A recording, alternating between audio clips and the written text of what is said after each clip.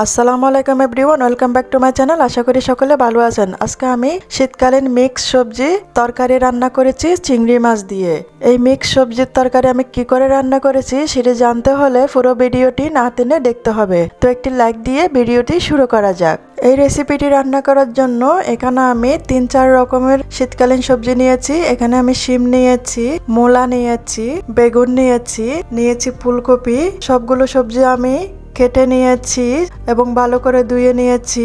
এখন আমি এগুলো রান্নার পদ্ধতিতে চলে যাব। চুলায় আমি একটি হাঁড়ি বসিয়ে দিয়েছি। হাঁড়িতে নিয়েছি 1 থেকে 1.5 টেবিল চামচ পরিমাণ সরিষার তেল। আপনারা চাইলে সয়াবিন তেলও নিতে পারেন। তেলটি গরম হয়ে গেলে এখানে আমি পেঁয়াজ কুচি দিয়ে দিয়েছি। পেঁয়াজ কুচির সাথে আমি এখানে চিংড়ি মাছ নিয়েছি। পেঁয়াজ আর চিংড়ি মাছ আমি একসাথে হালকা করে ভেজে নেব। এখানে আমি দিয়ে দিয়েছি 1 থেকে 2 চা চামচ পরিমাণ হলুদের গুঁড়ো, 1 থেকে 1.5 টেবিল চামচ পরিমাণ লাল মরিচের গুঁড়ো, ধনিয়ার গুঁড়ো নিয়েছি 1 থেকে 2 চা চামচ। মশলাটা কষানোর জন্য 1/2 কাপ পরিমাণ পানি দিয়েছি। এখানে আমি 1 টেবিল চামচ পরিমাণ লবণ দিয়ে দিয়েছিলাম।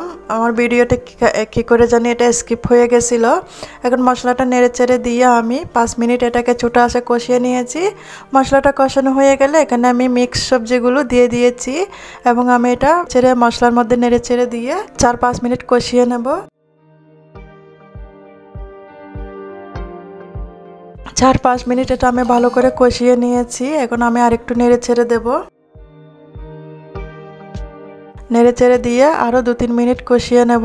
2-3 মিনিট পর এটা কষানো হয়ে গেছে। কষানোর মধ্যে অর্ধেক রান্না হয়ে গেছে। এখন আমি পানিটা দিয়ে এটা আমি একটু জুল করে রান্না করব। এটা জুল খেতে কিন্তু অনেক মজা। এটা শুকনো চাইলে খেতে পারেন, কিন্তু জুল খেতে কিন্তু একটু বেশি মজা লাগে।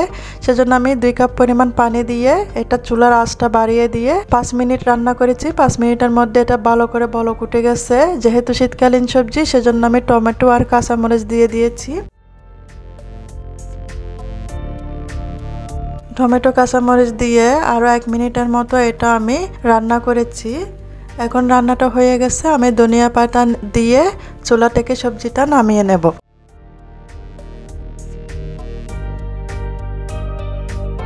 তৈরি হয়ে গেছে আমার শীতকালীন মিক্স সবজির তরকারি রেসিপিটি যদি ভালো লেগে থাকে লাইক কমেন্ট শেয়ার করতে ভুলবেন না। আমার চ্যানেলটা সাবস্ক্রাইব করে আমার পাশে থাকার জন্য অনুরোধ রইল। আমার নতুন ভিডিও পাওয়ার জন্য পাশে থাকা বেল আইকনটি বাজিয়ে দিয়ে যাবেন। এতক্ষণ আমার সাথে থাকার জন্য আপনাদের সবাইকে ধন্যবাদ। আল্লাহ হাফেজ।